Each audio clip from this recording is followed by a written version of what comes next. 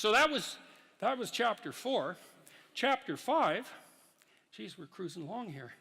Chapter 5 is the one that I thought I would get in the most trouble for writing, you know. I figured people would be all over me for this, and so far they haven't been, but they still might be. So, and it's called, Do Not Let Your Children Do Anything That Makes You Dislike Them. And I thought that would be contentious, first of all, because people would think, well, I never dislike my children. It's like, really? Really? Really? You know, you're going to really tell me that? God! You know, and there's a more horrifying element to that too, because as a clinical psychologist, I've seen the full Freudian nightmare, I can tell you that. And, you know, I've seen families where it's like this, it's like the family members are standing in a circle, let's say, and each of them has their hands around each other's neck, and they're squeezing hard enough to strangle the other person in 20 years. And that's the family. It's like, and you know, if you haven't met a family like that, or, well, then you're not paying attention, and there's some reasonable possibility that you're actually in a family like that. So the idea that parents can't dislike their children is like, God, how naive can you get? That's just, if you think that, man, I don't even know where you'd start to straighten yourself out. I could never dislike my children. It's like, yeah, well, those are the people who produce the most monstrous children, too, I can tell you that.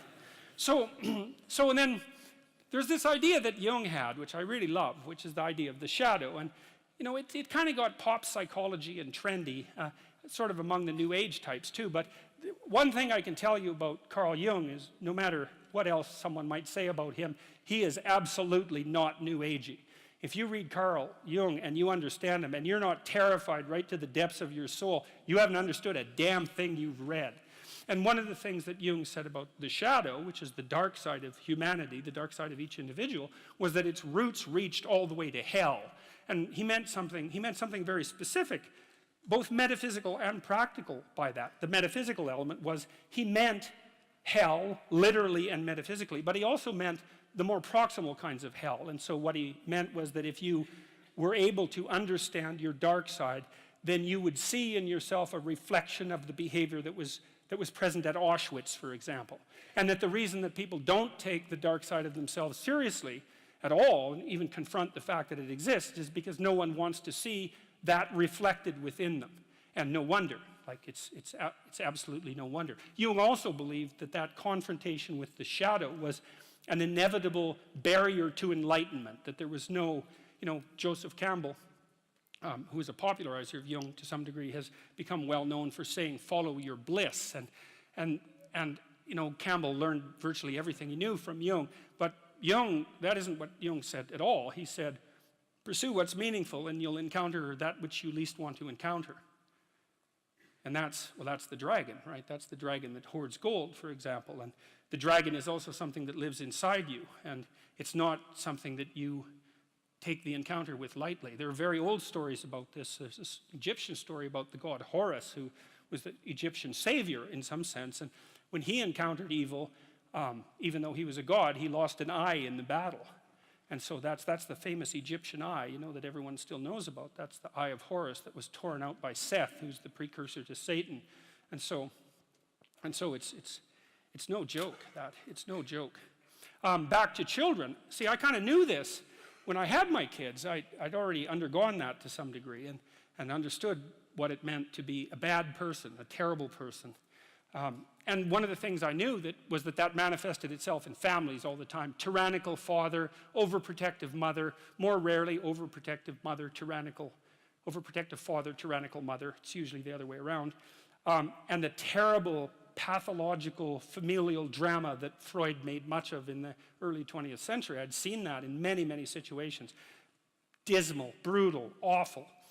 And I've seen parents punish their children. And you can also take a page from Nietzsche if you really want to punish your children, or anyone else if you have someone you're interested in punishing, including yourself. You don't ever punish someone you really want to punish for doing something wrong, because that's actually a bit of a relief to them. You know, that's the theme of Dostoevsky's Crime and Punishment. The murderer gets away with it, and it's a relief to him when he gets caught. It's like, no, if you really want to punish someone, you wait till they do something good, and then you punish them. because that'll teach them. You maximize the hurt that way. You decrease the probability that they'll ever do anything good again. And I'll tell you, man, if you want to have a good relationship with someone, that's one thing you don't do. You open your bloody eyes, and if they do something that you would like them to do again, then you tell them how much you appreciated the fact that that happened, and you hope that it replicates, you know. You see, if there's one thing you can take away from tonight's lecture, that's an extraordinarily useful thing to know. Watch, and when people do something that they should do more of, say, look, I saw that you did this specific thing. I saw that it took some effort. Here's what it meant. Here's how I observed it. It's like, keep that up. And man, if you love someone, you do that to them. That's encouragement. That's such a great thing. So, anyways, back to children. So I already knew that I was a pretty decent monster by the time I had kids. And I thought, well, my kid's little, you know, like a baby or 2-year-olds. Like, I'm a horrible monster. And so there's an uneven power problem here. I better not let that child do anything that really makes me angry. You know, now and then you hear about something horrible that happens. When I was in Boston years ago, I read about a woman who plunged her 2-year-old daughter's arms into boiling water. You think, well, how in the world can that happen? It's like, well, you know, she's probably hungover. She probably just lost her job. She was probably desperate in 6 different ways. She probably didn't have any decent disciplinary strategies for children. She probably didn't have anyone helping her. She was bitter and resentful and angry, and the child misbehaved at exactly the wrong moment.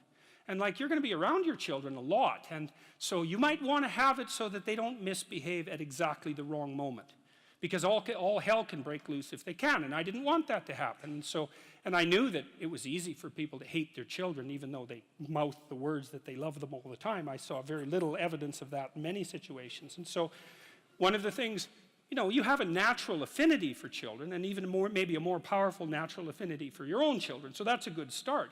But you don't want to set them up as an enemy against you. You don't want to allow them to engage in the kind of hierarchical challenge that makes you irritable and resentful.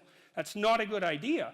And if the things they do make you dislike them, the probability that they will make other people dislike them is extraordinarily high. And so you can consult your own irritability.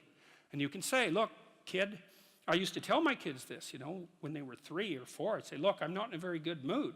And I'm likely to be unreasonable, so it'd be best if you'd go in your room and play for a while. It's like, I like you, man. You're a great kid, but like, get the hell out of here for a while.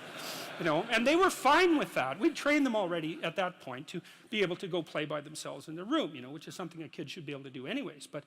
But you need to know what sort of monster you are if you're going to be a good parent. And if you think, oh, I'm not a monster, it's like, oh, yes, you are. You're just an unbelievably unconscious monster, and that's actually the worst kind.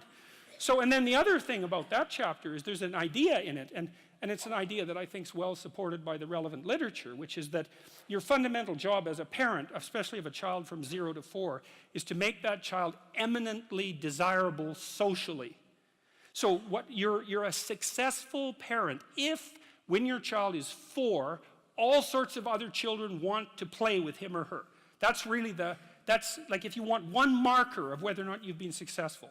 That's it. Now, some children are a lot harder to get along with than others, and some children have a harder time playing. And so I'm not saying that every parent who has a child that isn't popular at 4 is at fault for that. I'm not saying that. I'm saying the reverse, which is you can be sure that you've been successful if your child is not popular exactly, but desirable as a playmate. And so then you think, well, what have you done for your child? Well, you've opened up the entire world of children to them. So because they know how to play, which is a very deep knowledge, and it starts to become inculcated probably at the breast, and certainly in the course of rough and tumble play at about 2 years of age. It's a deep embodied knowledge. They know how to play, like a good, well-trained dog knows how to play. You know, you meet a new dog and you go like this, and the dog goes like this. You think, oh, that dog, I can go like this and it won't bite me, right? It knows how to play. And a kid who's awake and alert is just like that, like a well-socialized kid. If you know anything about kids, is you can take a 4-year-old and make a little play gesture at them, and they'll smile right away and start playing just right now. And that's what you want for your kids. And then everywhere they go, other kids like them and will include them in their play, and play is the way that children develop. And so if other children include them in their play, then the children develop. And the poor kids that don't get befriended at the age of 4, the literature on this is crystal clear. If your child is an outcast at the age of 4, the probability that anything can be done about that is almost zero, no matter what you do.